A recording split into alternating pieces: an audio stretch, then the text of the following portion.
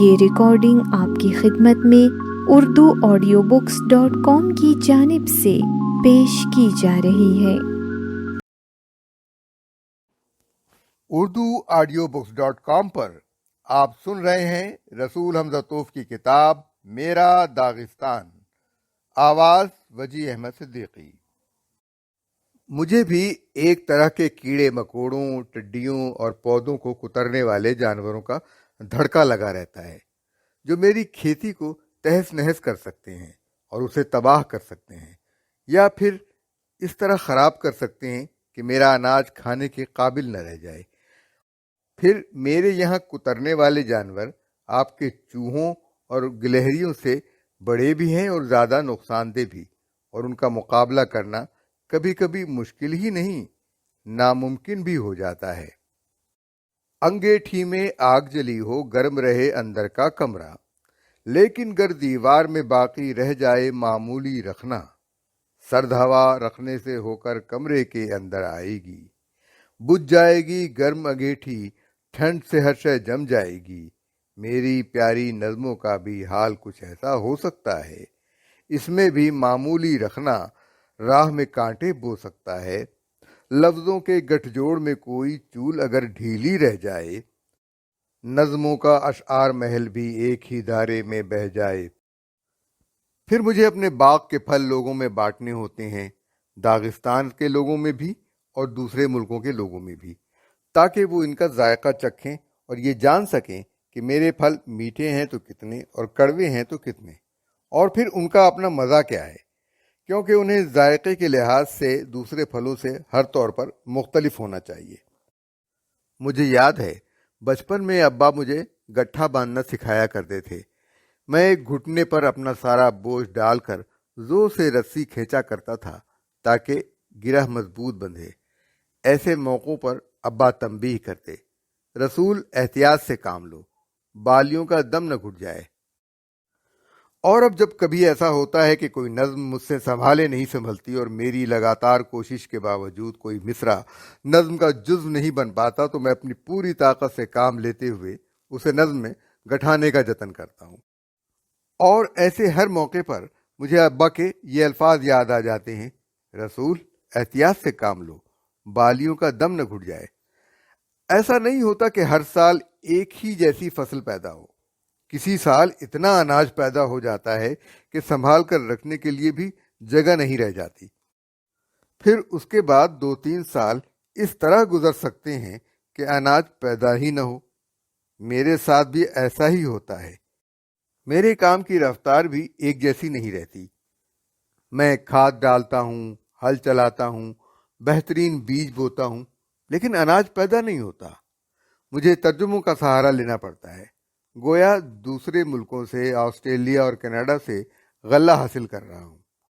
شاعری کی لو مدھم پڑ جائے اور نظم میرے دل کی گہرائیوں سے نکل کر کاغذ پر لکھی تحریر کا روپ اختیار کرنے سے انکار کر دے، تو دنیا کا کوئی بھی تیل اس کی لو بڑھانے میں کامیاب نہیں ہو سکتا۔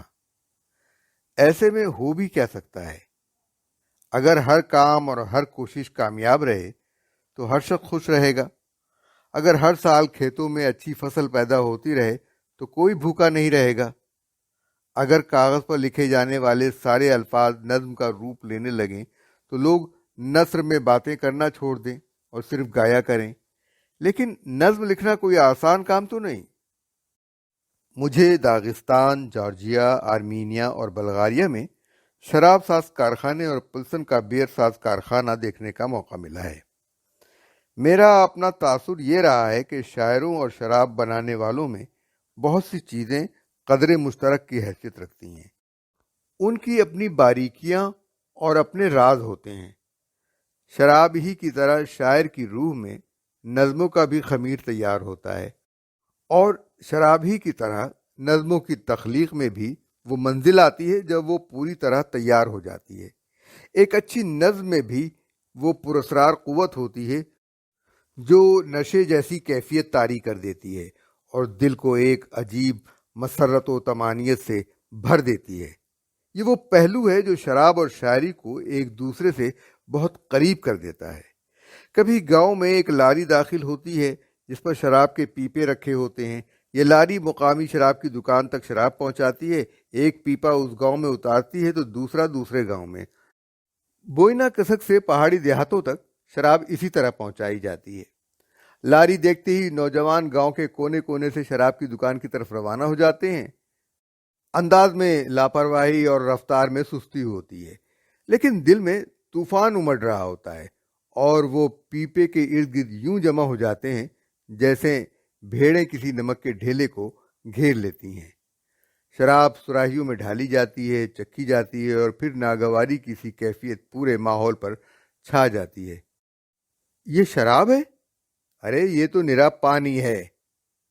یوں لگتا ہے جیسے شراب نہیں، دریا سے پانی بھر لیا گیا ہو۔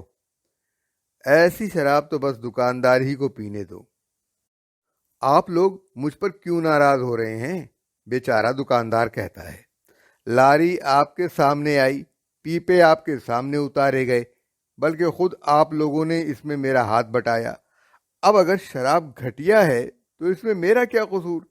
پیپے میں جو شراب آئی تھی وہ میں آپ کے ہاتھ فروخت کر رہا ہوں۔ اگر آپ لوگوں کو یہ شراب پسند نہیں تو ہرگز مت خریدیے۔ بات یہ ہے کہ شہر کے شراب کے گودام میں ایسے لوگ بھی ہوتے ہیں جو مختلف مقامات کے لیے شراب بھیجنے سے پہلے ہر پیپے سے تھوڑی شراب نکال لیتے ہیں، اور اس کی کمی پوری کرنے کے لیے اتنا ہی پانی پیپوں میں ڈال دیتے ہیں، اور یہ سوچتے ہیں کہ علاقائی گوداموں کے لوگ ایسی بھی پا کر اپنے کو خوش قسمت تصور کریں گے۔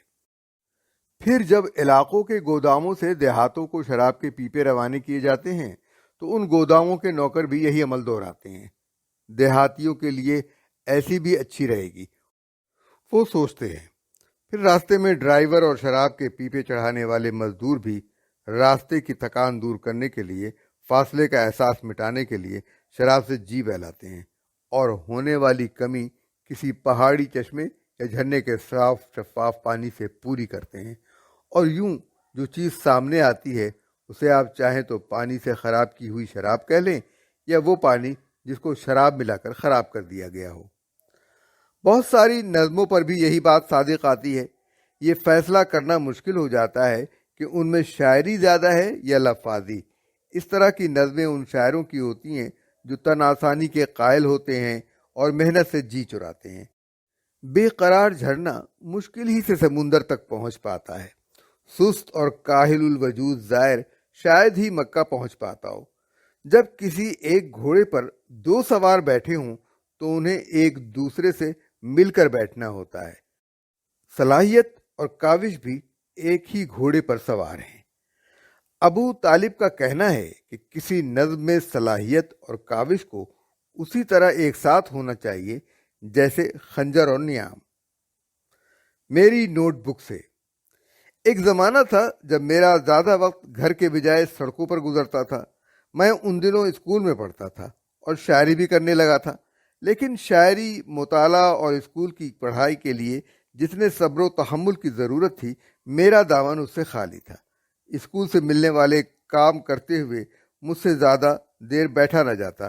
کبھی پیچ و تاب کھاتا، کبھی کسمساتا، کبھی اٹھ کھڑا ہوتا اور موقع ملتے ہی باہر نکل جاتا۔ آج بھی مجھ میں صبر و تحمل اور انہماک کی کمی ہے۔ ایک دن کا ذکر ہے، ابا نے مجھے تاکید کی کہ میں بیٹھ کر اپنا کام پورا کروں۔ اب مجھے یاد نہیں کہ مجھے اسکول کا کام کرنا تھا یا کوئی نظم لکھنی تھی۔ بہرحال ابا ایک لمحے کے لیے کمرے سے باہر چلے گئے۔ کمرے کا دروازہ بند ہوتے ہی میں اٹھ کھڑا ہوا اور فوراً گھر کی چھت پر پہنچ گیا۔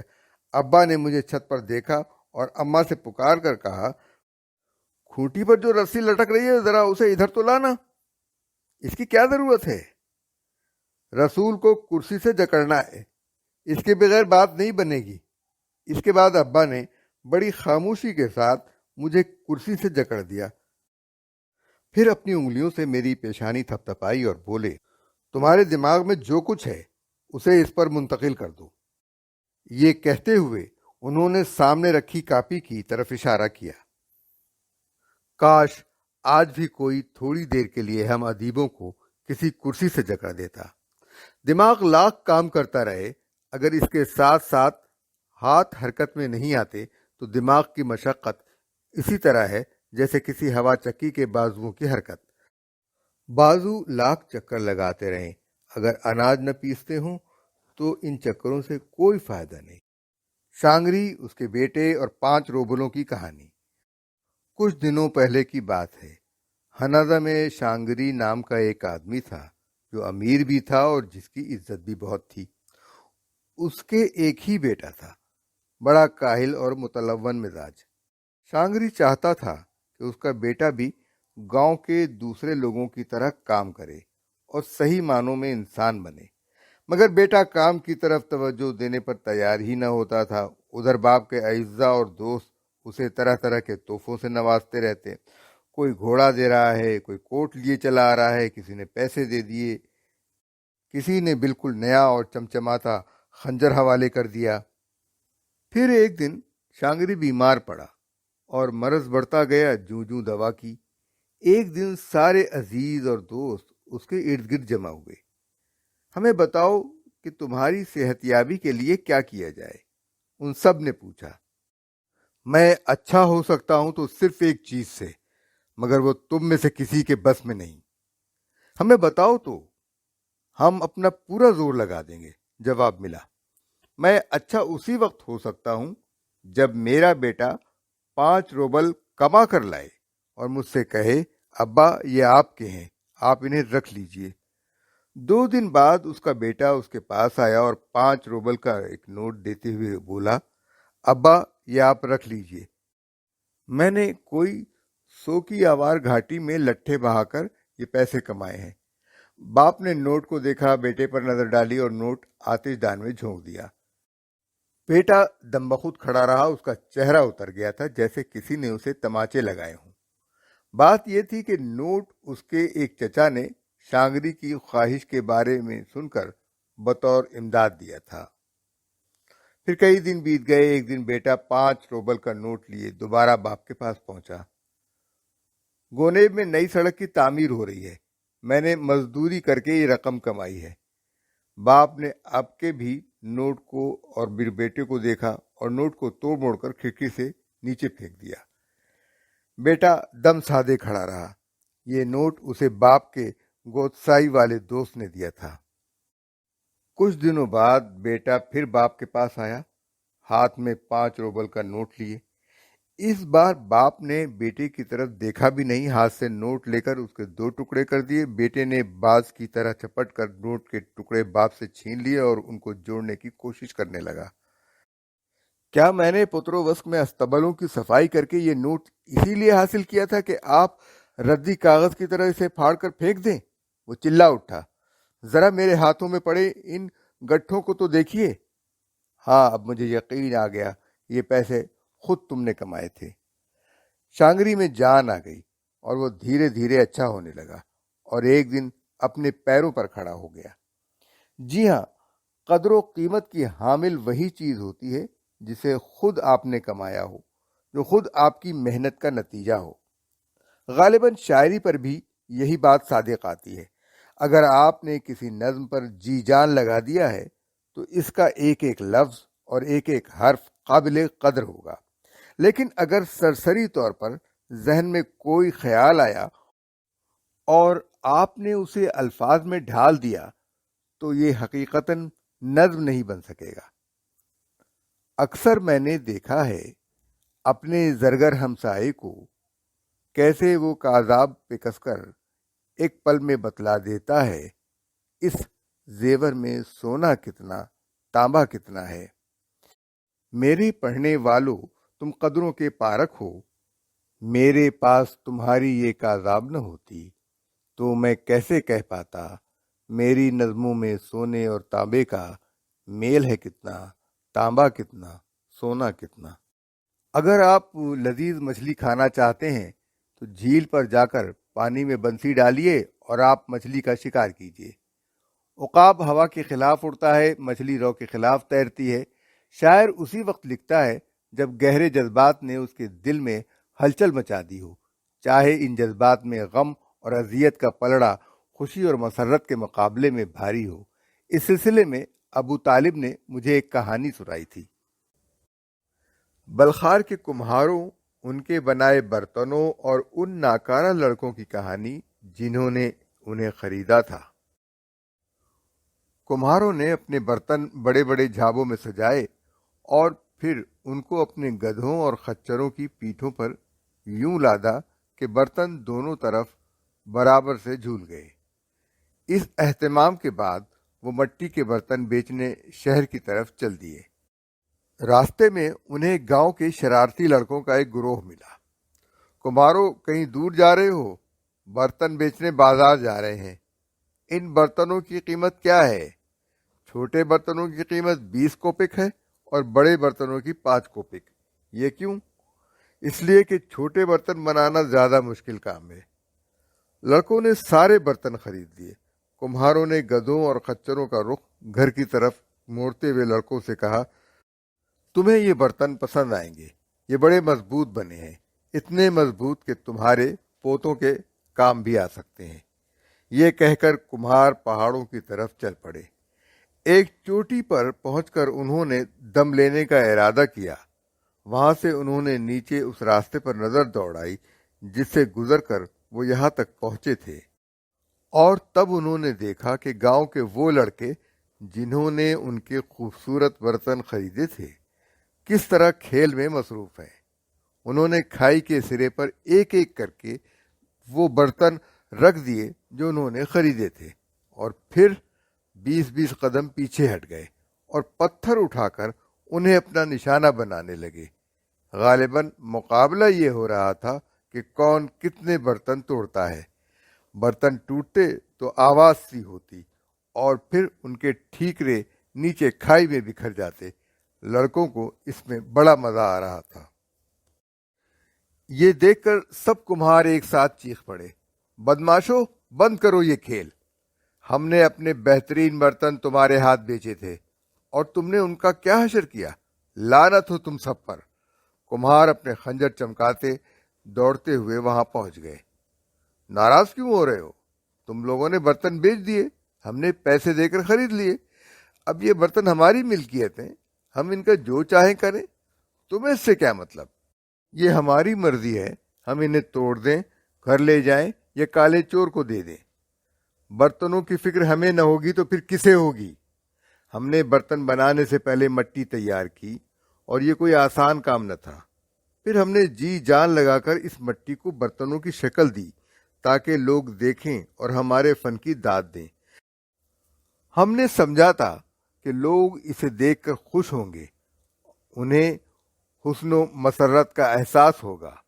جب ہم نے تم لوگوں کے ہاتھ برتن بیچے تھے تو ہم نے کچھ اس طرح سوچا تھا کہ تم کسی کوزے میں مہمان کو بوزا پلاؤ گے، کسی مٹکے میں پہاڑی چشمے کا ٹھنڈا پانی جمع کرو گے اور کسی گملے میں ایسا پیڑ لگاؤ گے جس میں خوبصورت اور رنگا رنگ پھول کھلیں گے۔ اور بدماشو، تم نے انہیں ریزہ ریزہ کر دیا۔ اس کھائی میں برتنوں کے ٹکڑے نہیں بکھرے ہیں، تم لوگوں نے ہمارے کام، ہماری محنت اور ہمارے خوابوں کی دھجیاں بکھیر دی ہیں۔ تم نے ہمارے برتنوں پر اس طرح پتھر چلائے ہیں جس طرح بے وقوف بچے کسی خوبصورت اور خوش الحان چڑیا پر پتھر چلاتے ہیں۔ کمہاروں نے سارے ایسے برتن جمع کیے جو ٹوٹے نہیں تھے اور اپنے گھر کی طرف روانہ ہو گئے۔ کمہاروں کو جو اذیت پہنچی اس کا اندازہ تو وہی کر سکتا ہے جس نے کام کیا ہو، جی جان لگا کر محنت کی ہو اور محنت کا نتیجہ سامنے آیا ہو تو اس پر پورا اطمینان محسوس کیا ہو۔ ابو طالب کی سنائی ہوئی کہانی یہاں ختم ہو گئی۔ نہ جانے کیسے یہ کہانی اس دن میرے ذہن میں ابھر آئی جس دن میں نے وطن سے بہت دور جاپان میں لڑکیوں کو موتیوں کی تلاش میں سمندر میں غوطے لگاتے دیکھا۔ گٹھے ہوئے اور خوبصورت جسموں والی یہ لڑکیاں سمندر کی تہہ تک جاتی، ان کے پھیپھڑے پھٹنے کے قریب ہو جاتے، وہ جلدی جلدی کچھ سیپیاں چنتی، کمر سے لٹکے ہوئے تھیلوں میں بھرتی اور واپس آ جاتی۔ ہزارہا سیپیاں توڑنے کے بعد کہیں جا کر ان کی قسمت جاگتی اور گوہر مراد ہاتھ آتا۔ اب آپ ہی سوچئے کہ اصلی موتیوں کا کوئی ہار بنانے کے لیے کتنی بار غوطہ لگانا پڑتا ہوگا، کتنی ہزار سیپیاں توڑنی پڑتی ہوں گی۔ کیا روزانہ کی گفتگو میں استعمال ہونے والے الفاظ کو پرو کر گیت کی ایک مالا تیار کرنا کوئی آسان بات ہے؟ سارے عام الفاظ واقعات، احساسات اور زندگی کے تجربے بھی ایک سمندر کی طرح ہیں، جس کی گہرائیوں میں فراخ دلی کے ساتھ قدرت نے سیپیاں بکھیر دی ہیں، لیکن موتی چننے والے کو سمندر کی پراسرار گہرائیوں میں لگاتار تلاش جاری رکھنے کے لیے کتنی ہمت کی ضرورت پڑتی ہے۔ یہ ایک ایسا کام ہے جس کے لیے اسے اپنی ساری صلاحیت، اپنا سارا صبر و تحمل، اپنی صحت اور اپنا استقلال وقف کر دینا پڑتا ہے۔ اس میں قسمت کا بھی ہاتھ ہوتا ہے۔ غوطہ خوروں کا صبر و استقلال، چاندی کی کھدائی میں نیلو بھرنے والے کوباچی کے سناروں کا صبر و استقلال بھی صلاحیت ہی سے تعلق رکھتا ہے۔ یہ صلاحیت بھی ہے اور جفاکشی بھی۔ میں کوباچی نگر میں جاتا ہوں، مانگ کر ذوق و شوق لاتا ہوں، اور یوں اپنی پیاری نظموں کو جاویداں جاویداں بناتا ہوں۔ ضابطے جنہیں ہر پہاڑی جانتا ہے، لڑکی کی شادی اس وقت تک نہ کرو جب تک وہ بالغ نہ ہو جائے، جوتے تب تک نہ اتارو جب تک دریا کے کنارے نہ پہنچ جاؤ، چولہے پر برتن تب تک نہ چڑھاؤ جب تک شکار نہ مار لو۔ روپہلی لومڑی کا مالک وہ نہیں جس نے اسے دیکھا ہو، وہ ہے جس نے اسے پکڑا ہو۔ یاد کی ایک جھلک۔ حقیقت تو یہ ہے کہ میں جو کہانی سنانے جا رہا ہوں وہ کبھی آپ کو نہ سناتا، کیونکہ اس سے میرے بارے میں آپ جو رائے قائم کریں گے وہ کچھ بہت زیادہ اچھی نہ ہوگی۔ مگر اب جو ہونا ہے ہو، کہانی شروع ہو گئی تو زبان روکنے کا سوال ہی کہاں رہ جاتا ہے۔ پہاڑی علاقوں میں یہ بات ٹھیک ہی کہی جاتی ہے کہ پانی کمر تک پہنچ چکا ہو تو گردن تک پہنچ جانے میں کیا حرج ہے، اور پھر یہ کہ جب تھیلا کھول دیا گیا تو اس کا سارا سامان باہر نکال لو۔ بات یہ ہے کہ یہ کتاب بہت پہلے مکمل ہو چکی ہوتی اگر یہ احمقانہ حادثہ نہ پیش آ گیا ہوتا جو میں بیان کرنے جا رہا ہوں۔ میری عادت ہے کہ اگر کتاب شروع کر دوں تو اس کا مسودہ اپنے ساتھ لیے پھرتا ہوں۔ یوں میرے مسودے میرے ساتھ مختلف ملکوں کا لمبا لمبا دورہ کر چکے ہیں، اور اس کی وجہ بھی ہے۔ کوئی نہ کوئی صبح ایسی ضرور ہوتی ہے جب مجھے کوئی اور کام نہیں ہوتا، اور جب بھی ایسا ہوتا ہے میں اپنے کمرے میں مسودہ لے کر بیٹھ جاتا ہوں، اسے بار بار پڑھتا ہوں اور ایک آدھ صفحے کا اضافہ کر دیتا ہوں۔ چنانچہ یہ کتاب بھی میرے ساتھ سمندروں اور خشکیوں تری کے بڑے بڑے سفر کر چکی ہے۔ ایک بار برسلز کی واپسی پر میں موسکوا ہوٹل میں اترا، جہاں 8ویں منزل پر مجھے ایک کمرہ مل گیا۔ برسبیل تذکرہ یہ بھی بتا دوں کہ موسکوا میرے لیے محض ایک ہوٹل نہیں بلکہ دوسرا گھر ہے۔ جب سے میں ادیب بنا ہوں اور کاروباری مصروفیت کی بنا پر راجدھانی آنے لگا ہوں، تب سے گنا جائے تو میں نے اپنی نصف زندگی اس ہوٹل میں ہی گزاری ہے۔ یہاں کے سارے کلرک، خادم اور خادمائیں مجھ سے اچھی طرح واقف ہیں، اور میں بھی انہیں خوب پہچانتا ہوں۔ میں ہمیشہ موسکوا میں ٹھہرتا ہوں۔ یہ بات ماسکو میں میرے دوستوں کو بھی معلوم ہے، اور ان میں کچھ ایسے لوگ بھی ہیں جن کے لیے محض یہ جان لینا ہی کافی ہے کہ رسول ماسکو آ گیا ہے۔ وہ اسے ایک کھلی دعوت سمجھتے ہیں کہ جب بھی فرصت ہو مجھ سے ملنے آ جائیں۔ ابھی میں ہاتھ منہ بھی نہیں دھو پاتا کہ فون کی گھنٹیاں بجنے لگتی ہیں اور دروازے پر دستکوں کا سلسلہ شروع ہو جاتا ہے، اور دیکھتے دیکھتے کمرہ اس طرح بھر جاتا ہے کہ تل دھرنے کی جگہ نہیں رہ جاتی۔ ہوٹل کا کمرہ گاؤں کا مکان نہیں ہوتا، مگر ہم پہاڑی اپنی صدیوں پرانی روایت کے مطابق اپنے کسی مہمان سے اس کا نام 3 دن تک نہیں پوچھتے، اور چونکہ اس کمرے میں کوئی بھی اتنے دنوں تک نہیں ٹھہرتا، اس لیے آنے والوں میں بہت سے ایسے لوگ ہوتے ہیں جن کے نام تک میں نہیں جان پاتا۔ چنانچہ برسلز کی واپسی پر بھی حسب معمول میں ماسکوا میں ٹھہرا ہوا تھا، اور حسب معمول میرے کمرے میں دوستوں کی بھیڑ جمع تھی۔ بعض لوگ میری واپسی کا خیر مقدم کرنے آئے تھے، بعض داغستان کے لیے رخصت کرنے، اور بعضوں کے آنے کا کوئی مقصد ہی نہ تھا۔ اسی طرح بعض لوگوں کو میں نے مدعو کیا تھا اور بعض بن بلائے مہمان بنے ہوئے تھے۔ بعض لوگوں کی ہم نے تعریفیں کیں اور جوش و خروش کے ساتھ ان کے جام صحت پیے۔ کچھ لوگوں کو ہم نے زور زور سے تنقید کا نشانہ بنایا اور اس لیے ان کی صحت کے جام پینا اور بھی زیادہ ضروری بن گیا۔ باتیں بھی جاری تھیں اور شغل میں نوشی بھی۔ ہم ہنستے اور قہقہے لگاتے رہے، گاتے اور ان سب کے ساتھ شراب کے جام بھی چڑھاتے رہے۔ سگریٹوں کا دھواں کمرے میں اس قدر بھر گیا تھا جیسے کسی پلنگ یا کسی میز کے نیچے سیلی لکڑی سلگ رہی ہو۔ ابو طالب کا کہنا ہے کہ 3 حالتوں نے مجھے بوڑھا کر دیا۔ اول تو جب سارے ہی مہمان جمع ہو چکے ہوں، کسی آخری مہمان کے آنے کے انتظار کی کیفیت میں۔ دوم، بیوی کی سجائی ہوئی کھانے سے بھری میز پر بیٹھ کر اس بیٹے کے انتظار کی کیفیت نے جسے وودکا لینے کے لیے بھیجا ہو اور وہ آ ہی نہ رہا ہو۔ اور آخری کیفیت اس آخری مہمان کے جانے کے انتظار کی کیفیت ہے جو سارے مہمانوں کے چلے جانے کے بعد بھی جمع ہوا ہو۔ پوری شام یہ مہمان خاموش رہا ہے، پھر اس نے رخصت لی۔ میں اس کے ساتھ دروازے تک آیا اور وہاں اس نے باتوں کا سلسلہ شروع کر دیا جو ختم ہونے ہی کو نہ آ رہی ہیں، گویا وہ اب تک کی خاموشی کا بدلہ لے رہا ہو۔ آپ تھکے ہوئے ہوں، آنکھیں نیند سے بوجھل ہوں، مگر اس کی بکواس سننی ہی پڑے گی۔ آپ اس کی ہر بات پر سوات کرتے چلے جا رہے ہیں تاکہ اختلاف سے کوئی بحث پھر نہ چل پڑے، مگر یہ اتفاق رائے بھی اس کے لیے مزید گفتگو کا اشارہ بنتا جا رہا ہے۔ تو اس شام مجھے بھی پالا ایک ایسے ہی مہمان سے پڑ گیا تھا، اسی شام جس کا ذکر چھڑ گیا ہے اور جو میرے لیے انتہائی اندوہناک ثابت ہوئی ہے۔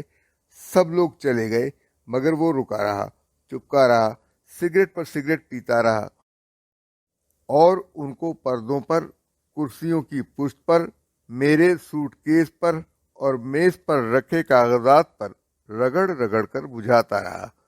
پہلے اس نے میری تعریف کی، میں اس کی ہاں میں ہاں ملاتا رہا، پھر اس نے اپنی تعریف شروع کر دی، میں اس سے بھی اتفاق کرتا رہا، پھر وہ اپنی بیوی کی تعریف میں زمین و آسمان کے قلابے ملاتا رہا، مجھے اس سے بھی اتفاق کرنا ہی تھا۔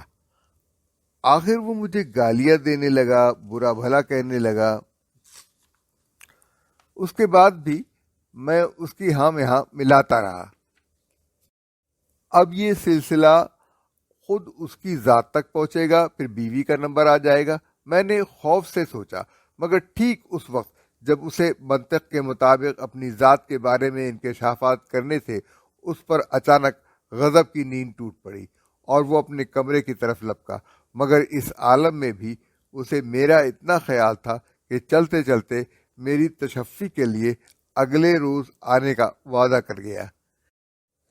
ایک کہاوت ہے کہ مہمان کو یوں تو جدھر سے دیکھو وہ خوبصورت نظر آتا ہے، لیکن کبھی کبھی سب سے خوبصورت منظر وہ ہوتا ہے جب اس کی پشت آپ کی طرف ہو۔ یہ کہاوت مجھے اس وقت جتنی سچی محسوس ہوئی، پہلے اتنی سچی کبھی نہیں معلوم ہوئی تھی۔ رخصت ہوتے ہوئے مہمان کی پشت مجھے بے حد خوبصورت لگ رہی تھی۔ چلو طوفان گزر گیا، میں نے خود سے کہا، اب میں کچھ دیر اطمینان سے سو سکوں گا۔